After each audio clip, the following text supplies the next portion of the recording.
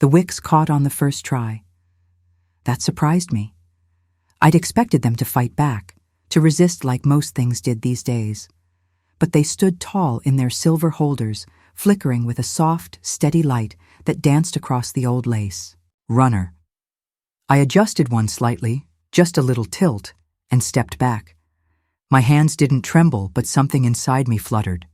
The kind of flutter that comes when you light candles for tradition, not celebration.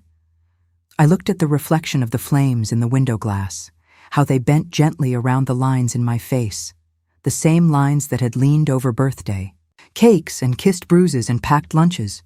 The air was warm with the scent of rosemary and chicken, James's favorite.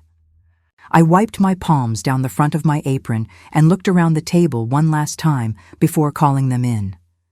Everything was as it should be. And yet, nothing felt quite right.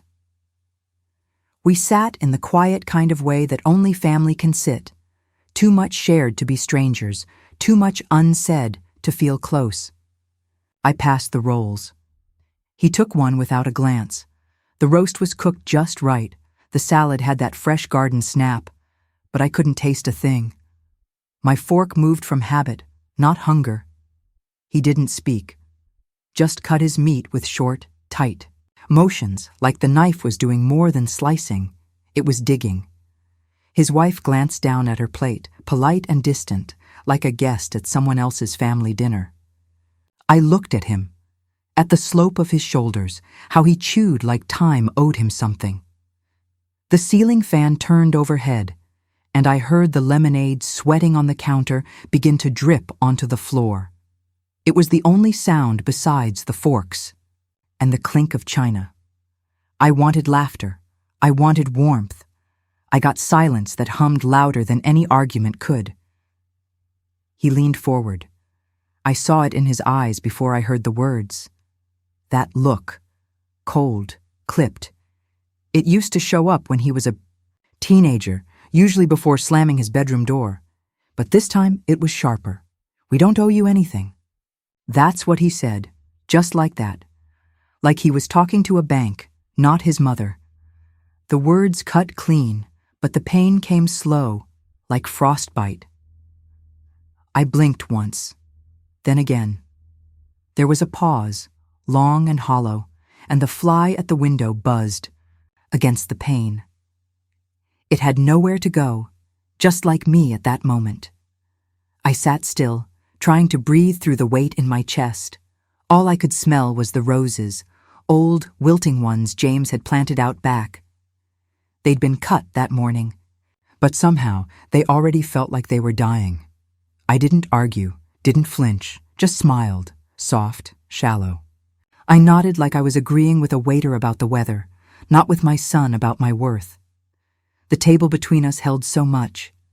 James had built it with his bare hands, carving initials into the underside, sanding each edge until it was smooth, as butter. Our stories lived in that wood, the spaghetti stains, the crayon marks from when they were little, the candle wax dripped down from Christmas dinners. I kept the moment whole, like I always had. I didn't protect myself.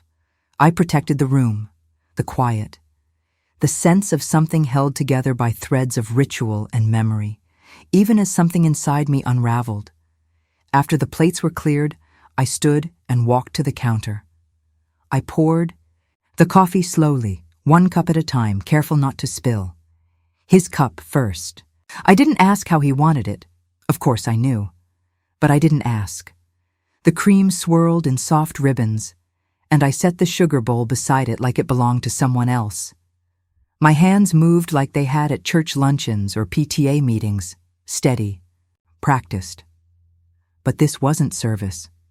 It was distance dressed up as manners. My apron smelled faintly of vanilla. My wrists ached. I placed the mugs gently on the table, careful not to clink. No one said thank you, and I didn't expect them to. He pulled out his phone, scrolled, tapped, looked up, then back down. I studied the back of his neck, the familiar curve I used to kiss goodnight when he'd fall asleep in the car and I'd carry him in, even after he was too big. That part of him hadn't changed, but everything else had. I wanted to say something. Anything. But the space between us wasn't just air, it was years. And that kind of silence isn't filled with words. It's filled with memories that sit too heavy to lift. He stood. No hug. No thanks, Mom. Just a nod. The kind you give someone who held the door, not someone who held your childhood. The door clicked closed. I turned back to the sink, letting the water run warm over my hands.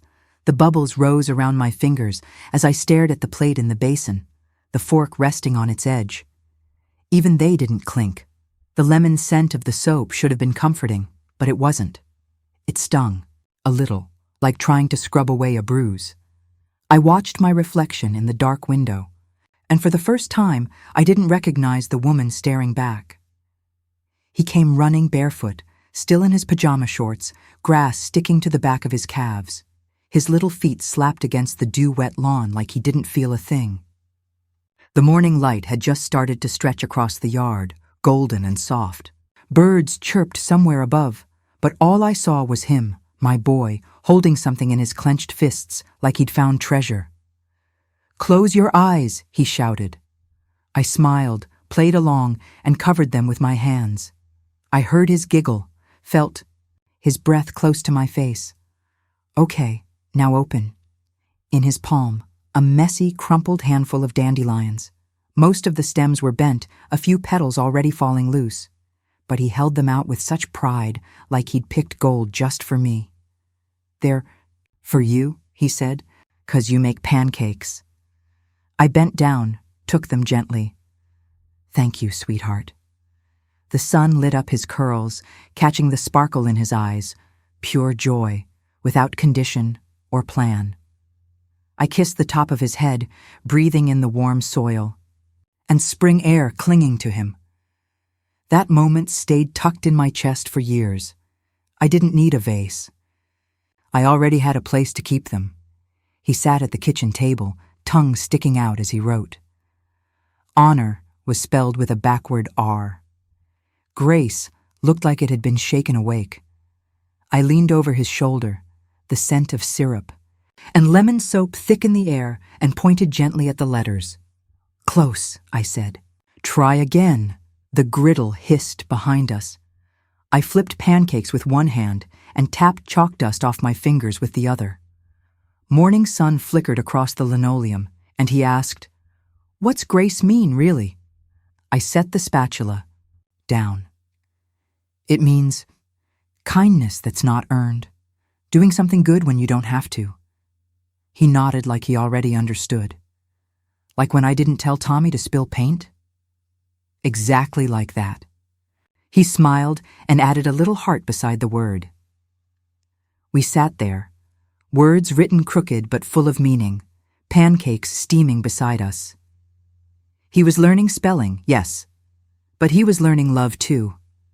Right there, in the buttery air of our little kitchen.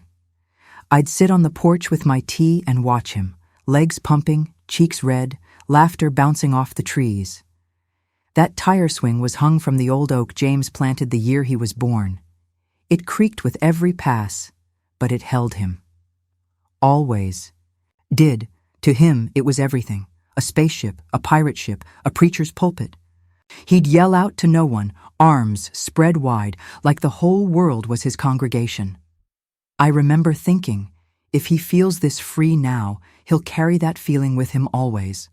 I hoped it would protect him, wrap around him like that rope twist.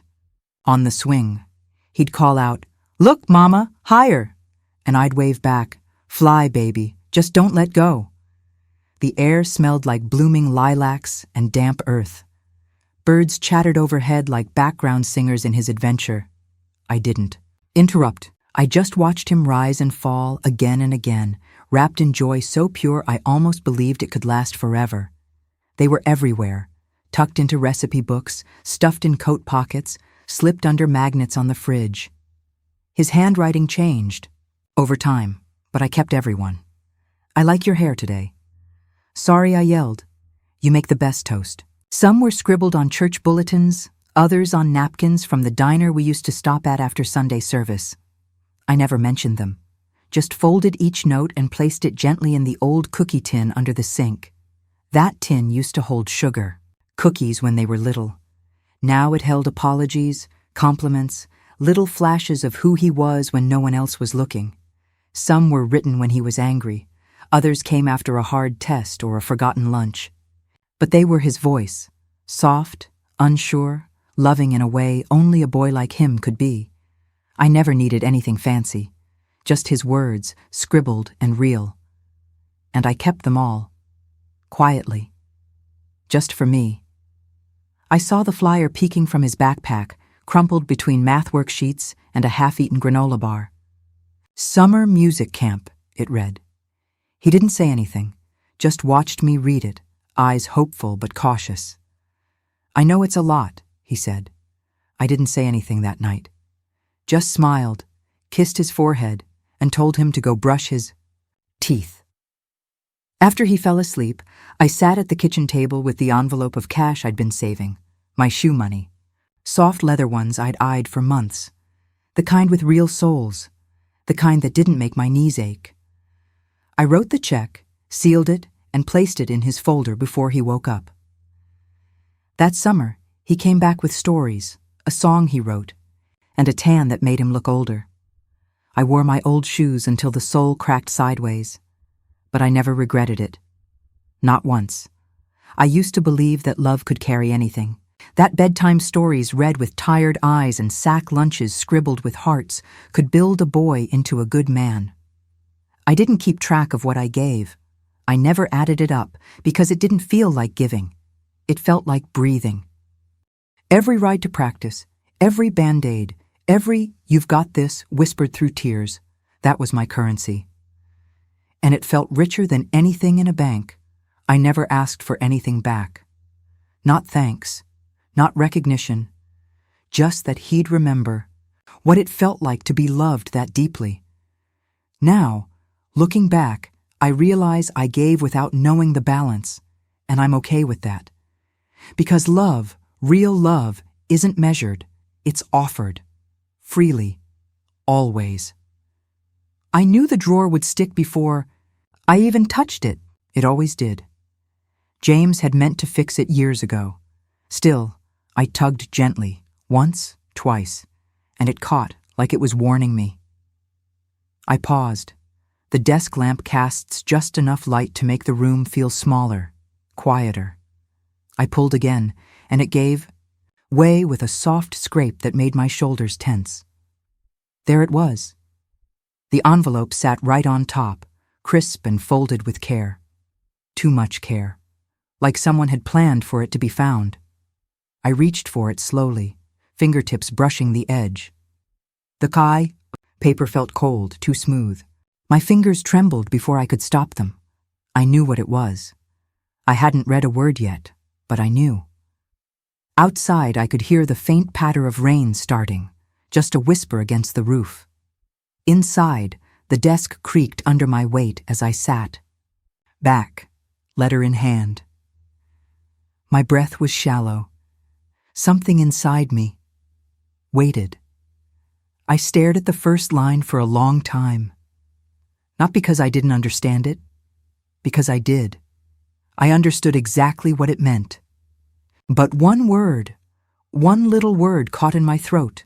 We, not he, not I've decided, but we. They'd made this choice together, my son and the woman he married, like I was a topic on a list. I reread it, slower this time, as if the ink might soften, smooth out its hard corners, but it didn't. The paper rustled like dried leaves as I adjusted it in my lap. I read it again, and again. Still we. It's strange how a word so small can carry that much distance, that much removal, like they'd stood together on one side of the river and I was already floating away on the other. The lamp flickered, slightly. The clock ticked louder than I remembered. The air had changed, tinged with dust and decisions I hadn't been part of, without further support. That's what it said, so neat. So I rehearsed. 3 words, wrapped in corporate politeness. not a single stain or wrinkle on the page. I'd spent years feeding him from my own hands, cutting corners, stretching dinners, making birthdays out of coupons and creativity. I'd sat beside his bed when he burned with fever, whispering prayers into his damp hair. And now, I did paperwork, a form to be closed. The letter sat in my lap, cold and crisp. My chest, though, my chest was something else entirely. It ached in a place I didn't know I still carried, right beneath the ribs, right where all the love used to warm me. The wind brushed the windows, soft and distant. Somewhere in the house, a board creaked like a sigh.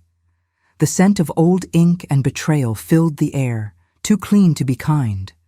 I smoothed the paper with my palm. Not to erase anything, just to feel it, just to be sure it was real.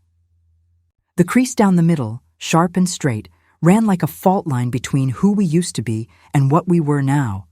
It reminded me of other folds, tiny ones, from when I folded his baby clothes, the yellow duck onesie he'd stained with applesauce. The careful folds of his graduation robe, still scented faintly with cologne. Even the cloth napkins from Sunday dinners, folded in triangles and tucked under polished silverware. This crease, it wasn't like those. This one didn't promise anything. The window was open just an inch, enough to let a breeze whisper through. It touched the back of my neck like a memory. The room smelled of lemon oil from the desk and something fainter, like the grief of stillness. I kept smoothing the page, even when it was already flat. I folded the letter again, slowly this time, as if careful hands could make cold words feel softer. I placed it back into the drawer, right where it had waited for me. And then I sat. My hands rested in my lap like they didn't know what to do next. I didn't cry. I thought maybe I would, but instead, I just stared ahead into the almost dark room, listening to nothing. Lullabies played in my head, old ones I used to hum while pacing the floor, trying to soothe him to sleep. I remembered bills, overdue and stacked, dinners made from almost nothing, all the pieces of motherhood that never make it into letters like this. The paper made a soft sound against the velvet lining as the drawer slid shut. It echoed louder than it should have, but I stayed right there, quiet, full, not with tears, but with the kind of ache you only get when everything you gave never wrote you back. The clock ticked, not like it normally did, not like background noise. No, tonight, it sounded like punctuation, a beat at the end of something unspoken. Each second felt long, like time was dragging its feet just to be cruel. Tick. I shifted in my chair, the wood cool beneath my legs. My slippers didn't make a sound, but the floor creaked under the weight of all the years pressed into this home. Tick. Stared at the space where he used to sit during homework, where I used to wipe his chin, where I bandaged scraped knees, and now the room just held silence. Tick. I wrapped my arms around myself, not out of cold, but to keep everything in. Because the truth is, time agrees with silence, and silence agreed with them. I didn't move. I just listened. And in the quiet ticking of that clock, I finally heard what I hadn't wanted to admit. Some love is never returned. The flyer had been tucked in the back of my calendar box, right where I'd placed it weeks ago when Lily handed it to me, eyes shining, saying, "It's my first solo, Grandma." I remember how proud she looked. The paper was creased now, its corners curled, the blue ink faded just a little. I smoothed it flat against the coffee table like I was trying to press time back into shape. May 12th, 6:30 p.m., school auditorium. I wanted to be there, front row, like always. I'd already imagined what dress I'd wear and which pie I'd bring. For after, just in case they let me stay a little longer. But something in me hesitated. I didn't know why at first, just a soft tug in my gut, like a string pulling loose. I ran my finger across the date one more time. Then I reached for the phone. Something told me I needed to ask first this time, and I hated that I felt that way. She picked up after the third ring. Hello? Bright, breezy, that tone she used when there were witnesses nearby. Hi, sweetheart. It's me, I said gently. I was calling about Lily's recital next week. There was a pause. Not long, but enough. Then she answered, voice still coated in politeness. Oh, yes, that's coming up soon, isn't it? I could hear something in her voice. Like she'd stepped back from the phone a little, trying to soften what she was about to say without sounding unkind. We've just been trying to keep things simple. There it was, that pause before simple, like the word was doing more than carrying a message. It was a decision. Right, I said. That was all. She thanked me for calling, as if I were a neighbor asking to borrow sugar. I looked out the window, watched the curtain move. That word kept ringing louder than anything else in the room. I didn't wait for her to soften it. I didn't ask what simple meant, or if maybe there was still a seat for me near the back. I just placed the phone back in its cradle. Slow, careful, like laying flowers on a grave. The air around me didn't move. It just thickened. My heart didn't race. It thudded once, heavy and deep, like a closing door. The flyer was still on the coffee table, looking too bright for how gray the room had become. I looked at it one more time, then turned it over. The wind chime outside let out a single, hollow note. Then silence. James had picked that wind chime out at a craft fair on one of those Saturdays, when everything still felt simple. He said it sounded like peace, like something soft and hopeful, but it never did, not really. It clinked in uneven rhythms, one chime hitting too fast, the others barely responding. That day, it swayed in the yi. Breeze, slow and awkward, like it didn't even know what to say. I stood by the window, watching it twist on its hook. The curtain brushed against my arm. The sky was the kind of gray that doesn't promise rain, just more quiet. Even the honeysuckle at the edge of the porch smelled fainter, like it didn't want to intrude. I leaned my head against the window frame and just listened to that mismatched music. Somehow, it matched the ache inside me better than silence ever could. I could picture the recital program in my head before I even saw it. White cardstock, gold lettering, the kind of thing they'd pass out at the door to proud parents and well-dressed grandparents. I used to bake cookies for these nights. Wrap them in wax paper. Hand them out after the final bow. But this time, my name wouldn't be there. Not even in the thank yous. I didn't even whisper in the hallway. The oven was still warm from the cookies I'd baked that morning.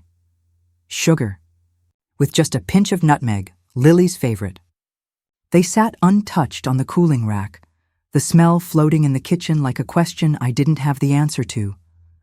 The light outside was dimming. The fridge hummed steadily behind me. I pulled out a chair, sat down slowly, and stared at the cookies. Sometimes being forgotten doesn't come with a slam. It comes with a silence that fills every room you used to belong in. I passed the hallway mirror on my way to turn out the lights. That's when I saw it, one of the old family photos. James and I standing behind the kids, Lily in my lap, smiling. Wide with her missing front teeth. The frame was crooked. I reached up to fix it, then paused, because that was it, wasn't it? They'd already removed me. Not with cruelty, not even with words, just with the quiet edits people make when they're shrinking the picture, the kind you don't notice at first, until you do. And then, you can't unsee it. I stared at the photo a little longer. My hand hovered near the edge of the frame, but I didn't touch it. I just let it hang there, off-center. The clock in the living room clicked once. I stepped back, let the shadows take the hallway, and walked on in silence. I wasn't angry. I just finally understood what it meant to be gently erased. We sat beneath the dogwood trees, napkins soft in our laps, paper cups of tea growing cooler in our hands. The lilies along the courtyard edge leaned toward us in the breeze, like old women listening in, nodding gently to each word. It was one of those Sundays that felt slower than the rest. Warm light, birdsong threading through the tail end of the service bells, the smell of fresh mulch and sunlight on grass. Edith adjusted her sunglasses, leaned in like she was about to mention something light. Who'd brought the lemon tart, maybe, or how Pastor Joe forgot the benediction again. But instead, she whispered, just above the hum of the breeze, "You do know the trust still has your name on it, right?" My fingers tightened around my cup. I blinked once, as if her words were dust in the air. The lilies swayed, soft and certain. I nodded, but I didn't say anything. She said it like gossip, like she was passing along the name of a new neighbor, or the recipe for those awful eggless brownies someone always brings. But her eyes didn't match her voice. No, her eyes sparkled with that glint, Edith's kind of glint. The kind that says, you should be paying attention. I sipped my tea. She folded her napkin, nice and neat, and kept on like nothing big had passed between us. But her hand brushed mine, just for a second, and I felt it then, like something had shifted. Not like a door swinging open, more like a lock inside me turning quietly. The wind picked up. The lilies bobbed again. I walked home with her words still tucked in my pocket, heavier than the old house key I never returned. Still has your name on it. It kept echoing. At first, I was surprised. Then, like possibility. My cardigan clung to me where the breeze caught its hem, tugging gently like someone pulling at my sleeve. My shoes tapped against the sidewalk, steady and unsure all at once. Magnolia petals lined the curb. The smell of sunscreen and cut grass drifted in from the Jones yard. Kids laughed somewhere up the block. I didn't know if I felt foolish or empowered. Maybe both. The hallway closet creaked the way it always had. Inside, behind my sewing, tin and the photo album with the cracked spine, was the blue folder, right where I'd left it years ago. I sat on the floor, the carpet pressing soft indentations into my knees. My hand hovered over the latch. Something about opening it felt final, like it would make Edith's words true, and I couldn't take them back once they were real. I breathed in, slow. The folder's surface was slightly sticky with time. When I finally opened it, the smell of old ink and still air rose like a memory. Dust floated in the filtered afternoon light, swirling like the past had stirred to stretch its legs. There it was, typed in clean black ink, tucked between sections I barely understood. Trustee, Margaret Louise Hanley. I stared at it longer than I needed to. I ran my finger under the letters like I was learning them for the first time. Me, I was still in it.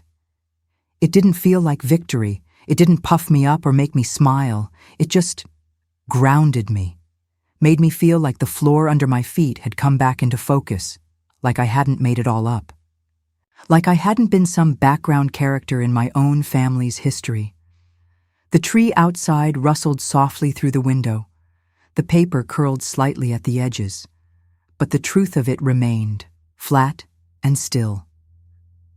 I folded the papers slowly, each line settling back into its crease like a book I wasn't done reading. My fingers trembled, not from fear. No, this was different. It was the kind of trembling that comes with steadiness, finding its place in your bones. I wasn't gone. I wasn't cut out. My name was still there, printed, legal, real. I pressed the last fold flat with the side of my palm and closed the folder carefully, like it might wake someone if I wasn't gentle. The house was quiet. Late afternoon sun spilled across the hardwood. A clock ticked in the background, soft even, sure. I sat for a while longer, not moving, letting the moment breathe, letting myself feel it. They hadn't counted on this. But I was still here. The jam didn't need a recipe anymore. I just knew, by the way the strawberries looked when they softened, the way the sugar shimmered as it melted into something sweet and thick. My spoon, worn and smooth from decades of stirring, moved slow and sure through the bubbling pot. The kitchen was warm, golden sunlight touching the counters like a hand resting gently on my back.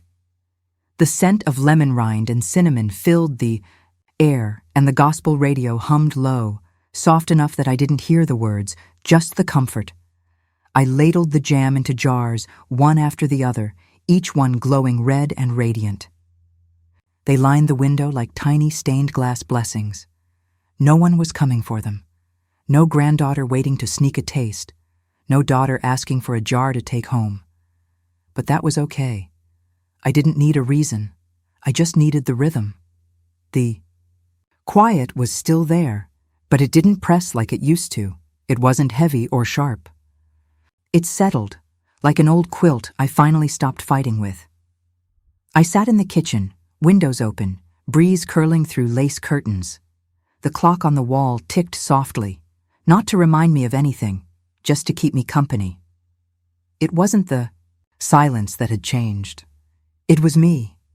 I didn't listen for footsteps anymore, didn't strain to hear a car door, a knock, a voice calling, "Mom?" I just listened to the wind and the birds in the hedge and the way my tea cooled in my hands, and I breathed.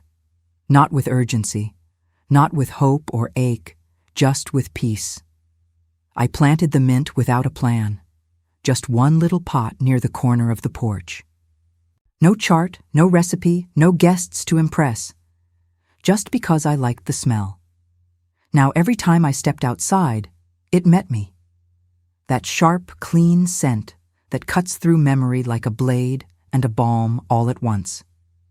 I'd bend down, crush a leaf between my fingers, and hold it to my nose. Not to remember something in particular, just to remember me. The porch swing creaked as I sat, the breeze lifting the hem of my shirt. Birds chirped, leaves rustled, and the mint danced beneath it all. There wasn't much to say, but the scent said enough.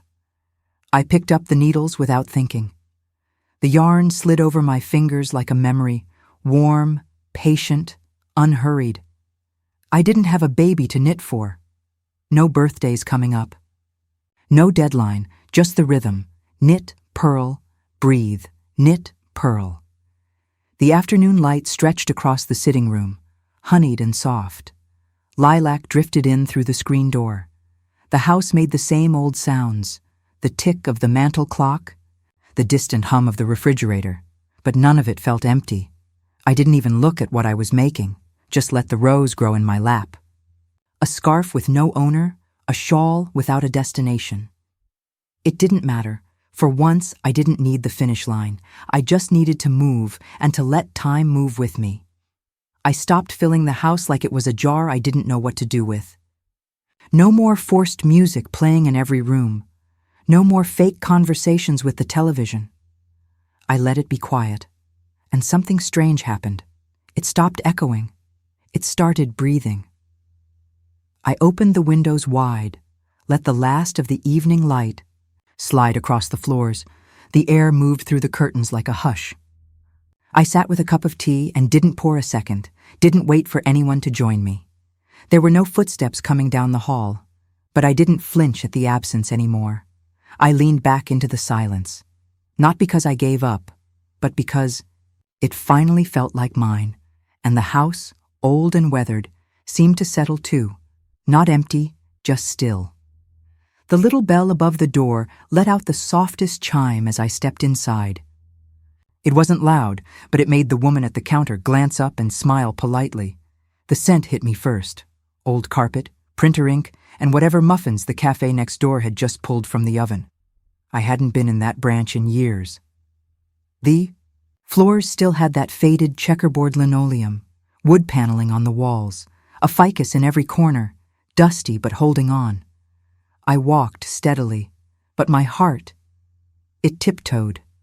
Not afraid, just cautious. I wasn't there to beg. I wasn't there to plead for scraps from what used to be mine. I was there to ask one thing, plainly and clearly. Is it still mine? And if it was, I wasn't walking out empty. The young man behind the desk looked about the age of Lily's teacher.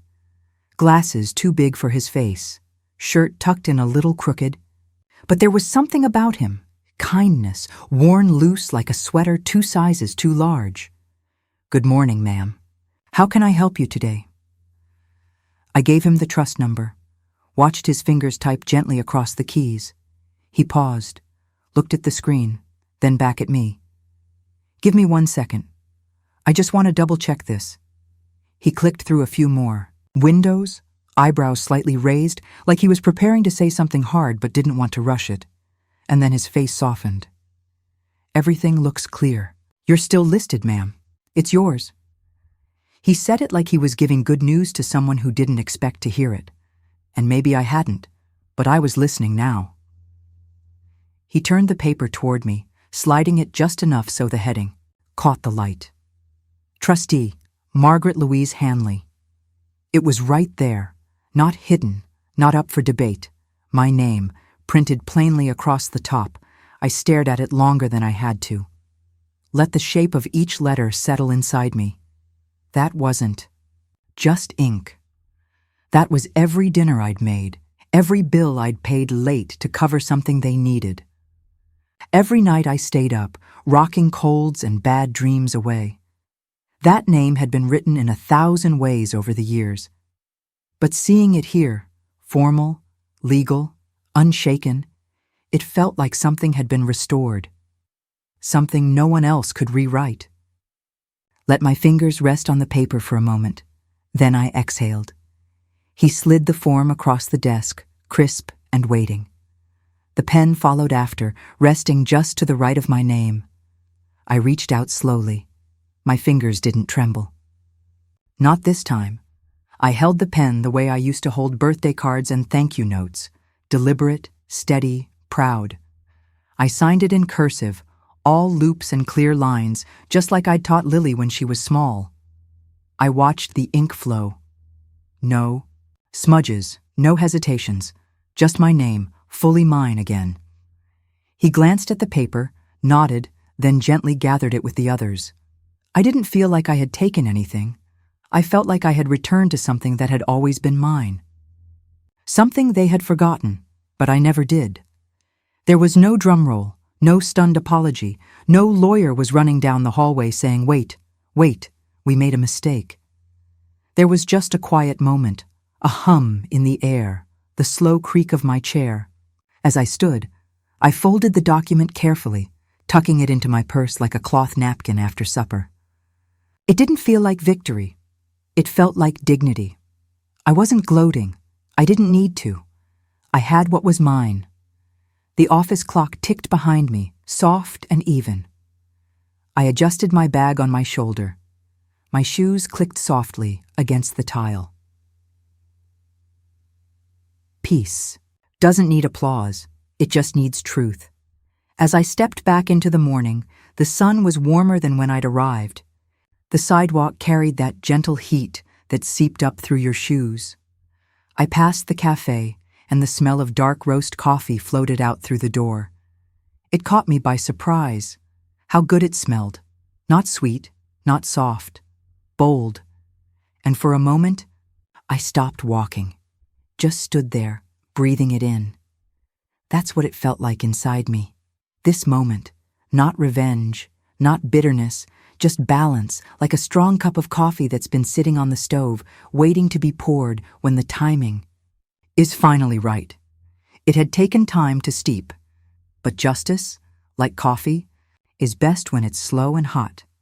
I heard it before I saw it.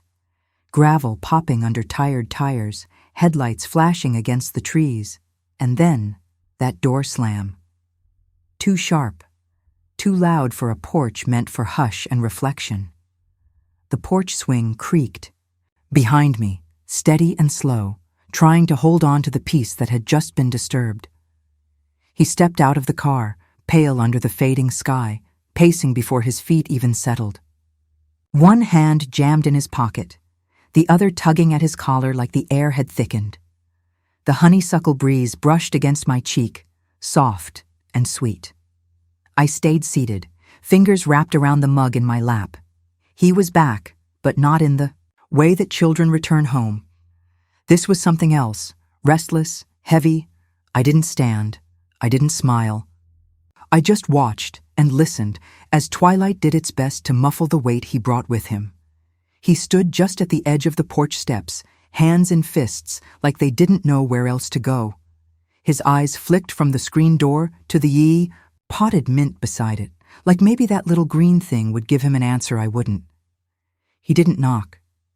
He didn't call my name. Just hovered. The porch creaked with the breeze. That swing behind me rocked back and forth. Same rhythm. It always had.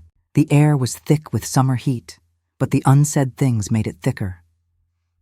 I looked at him and saw two people at once, the man with lines at the corners of his mouth and the boy who used to press dandelions into my hands like treasure. But I didn't rise. I didn't speak. I waited, like time itself. His voice cracked before it carried. Why didn't you tell us? Not angry, not heartbroken, just startled, like a child waking from a bad dream, unsure of what's real. His jaw tightened after the words left him, as if even he didn't know whether they were fair. I didn't answer right away. I just looked at him.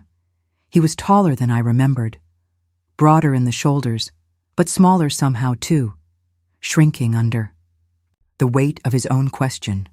The porch lamp flickered on above him, casting a soft gold circle over the steps. Nightbirds called faintly in the distance. He shifted his weight, waited for me to say something, to make it easier. But I let the quiet stretch like a line drawn in the dirt. I reached beside me and handed him the flyer. It was already folded. Worn around the edges, the ink faded slightly from where I'd thumbed it. He took it without a word. His fingers brushed mine, accidental, but sharp. He flinched, just barely. I wondered if he even noticed it. Sold, it said, bold and certain, across the photo of the house that raised him. The windows we decorated with paper snowflakes. The porch where he'd taken prom pictures. He stared at the paper, blinking like it stung his eyes. The breeze picked up then, gentle but firm, lifting one corner of the flyer like it too, wanting to be free of this conversation. I let it go, said it quietly, not as a weapon, but a memory, because you told me you didn't owe me anything. He didn't respond right away, just stood there, shoulders tightening. His mouth opened, then closed, like maybe he hadn't meant it. Like, maybe he had. He looked at me then, really looked, not as the woman who raised him, but as someone he couldn't quite place anymore. And for just a second, my hand twitches. I almost reached for him, but I didn't. Some truths don't need to be comforted. They just need to be spoken. The swing behind me kept moving, slow and even, like it knew. He stayed one breath longer than I expected. One breath, then turned. Didn't say goodbye. Didn't meet my eyes again. Just walked back to the car, same slow pace he'd brought with him, but now his shoulders sank a little lower. He didn't sit, and I didn't ask him to. The door didn't slam this time, just clicked closed behind him with the kind of finality that doesn't echo. It just settles. The porch was quiet again. Not empty. Just mine. The swing creaked once, then stilled. I sat back, pulled the Afghan across my knees, and listened to the night claim what was left. The kitchen was quiet. Quiet in that deep, late-night way that wraps around your shoulders, like an old quilt. The clock ticked above the fridge, each second gentle but firm. Outside, the wind sighed against the siding, like it, too, had something to let go of. We sat across from each other, 2 mugs of coffee between us, steam curling, slowly toward the ceiling. I stirred mine without looking down, the spoon clinking lightly even though I knew I wouldn't drink it. It wasn't about the coffee. He leaned back just a little, elbows close, hands resting on the table like he was afraid to move. There were too many years between us, not just in time, but in choices. In silences that stretched longer than conversations. Neither of us spoke at first. We just sat. The light from the overhead lamp pooled in gold, casting long shadows beneath our hands. For once, the silence didn't ache. It waited. "I didn't eat dinner that winter," I said softly. "Not every night, but more often than not. So you could." He didn't say anything, just watched me like the words were bricks I was setting down between us, one by one, no anger, no blame. I kept going. "Your coat that year, the one with the wool lining, I clipped coupons for it for 2 months. Didn't tell you, didn't want you to feel it." The chair creaked as he shifted, not to run, just to receive it all. My words weren't sharp. They didn't have teeth. They had weight. "I don't say that so you'll feel bad," I added, folding my hands on the table like I was folding laundry, old towels worn at the edges but still clean.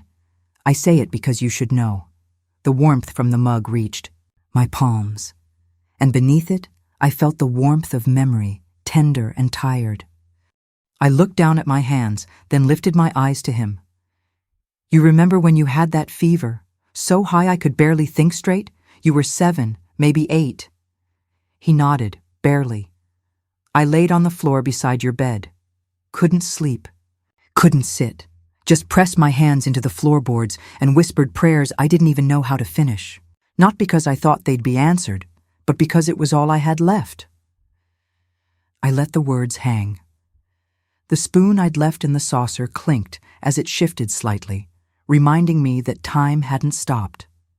"I didn't tell you then, and I don't expect you to say anything now," I said gently. "I just needed you to know that I was there, that I have always been." He looked at the table like something fragile sat there between us, and maybe it did. He didn't interrupt, didn't try to fix it, just sat there. Tears welled in his eyes and slid down, one after the other, like rain tracking down a window pane. During a slow, steady storm, he didn't wipe them away, he didn't hide them. And I didn't flinch watching him cry, because I knew what those tears were. They weren't guilt, they weren't ashamed, they were remembering who he was, who I'd been, what had been given in silence and folded into years. The kitchen. Shadows stretched long across the tile, quiet and patient. The only sound was breath and that steady, holy silence between us. My own tears came, soft and slow, not sobs, not aching weeps, just a surrender. A soft loosening in my chest I hadn't let happen in years, not because I wanted him back the way he used to be, but because I was mourning something that had already passed. Not him, us. The chapter we never quite finished. The mug was cool in my hands now. The lamp above us flickered once, as if blinking through its own kind of memory. A cabinet creaked faintly behind me, this old house settling into the truth. I didn't wipe my tears either.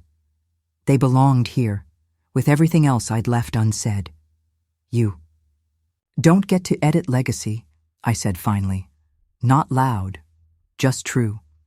He looked up, his eyes rimmed red, but he didn't look away. Not with new documents or cold decisions. Legacy isn't written on paper. I pointed to the table, to the coffee, to the quiet. It's written in meals skipped, stories told, noses wiped, floors prayed over, in every little thing that seemed invisible at the time.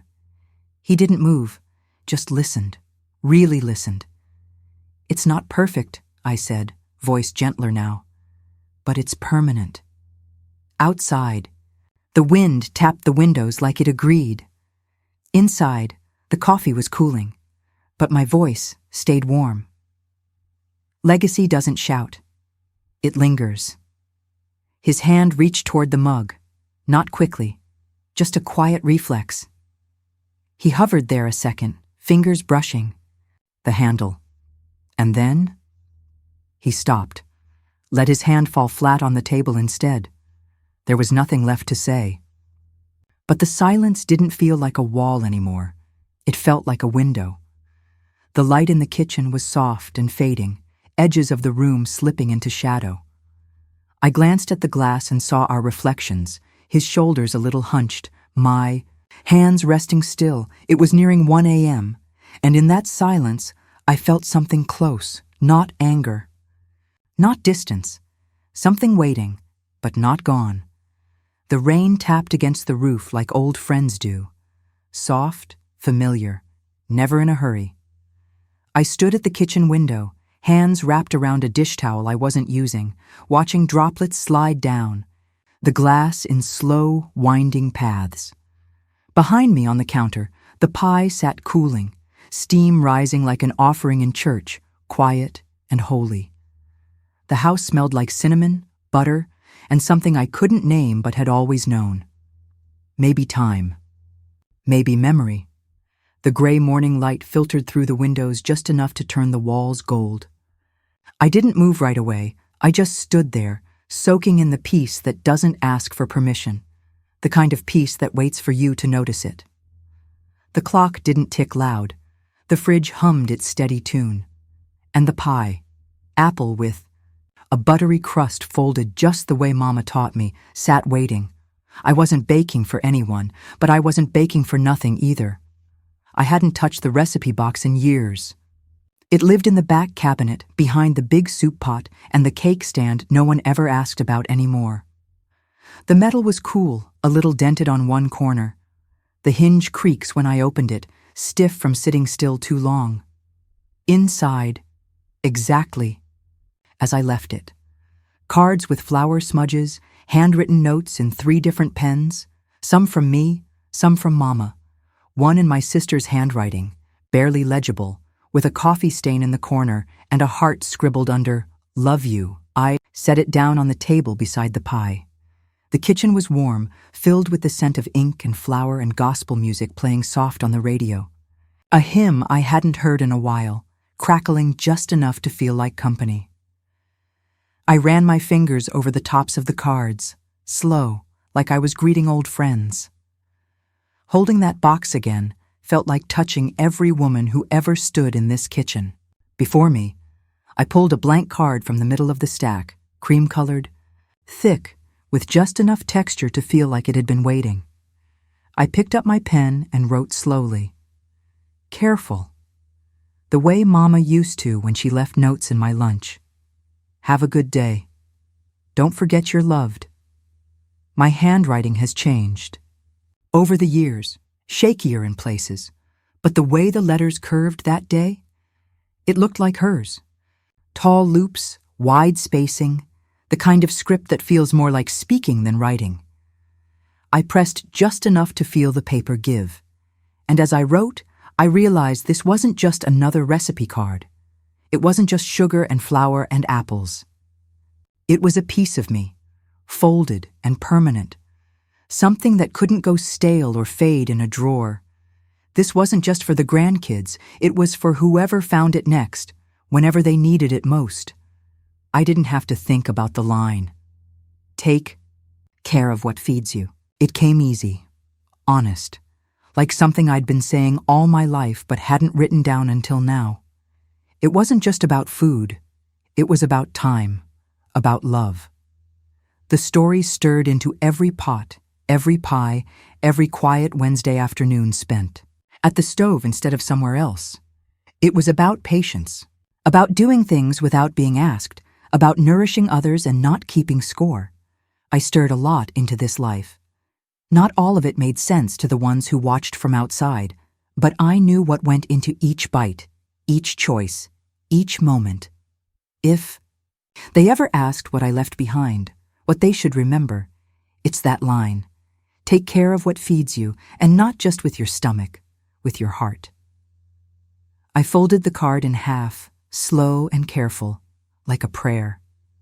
I tucked it between the peach cobbler and the molasses bread, 2 family staples no one ever argued over. My fingers paused for just a second too long, resting there. Not from sadness, just from knowing something real had been added. I didn't expect anyone to see it right away.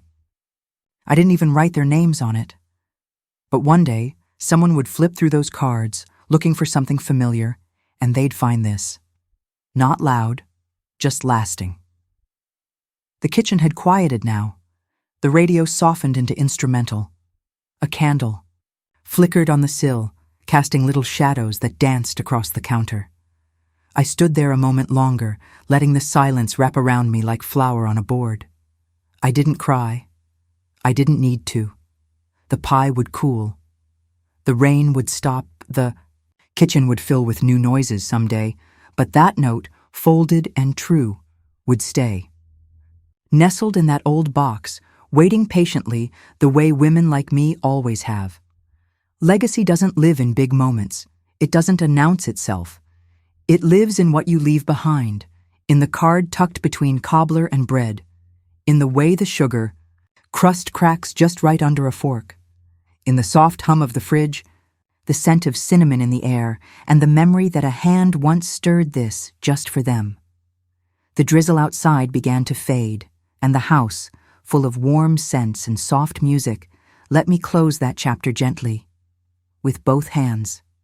If you've ever tucked something away for someone you love, just hoping they'll find it when it matters, I'd sure love to know. You're welcome to sit with me here a while by subscribing and share your own little legacy in the comments below.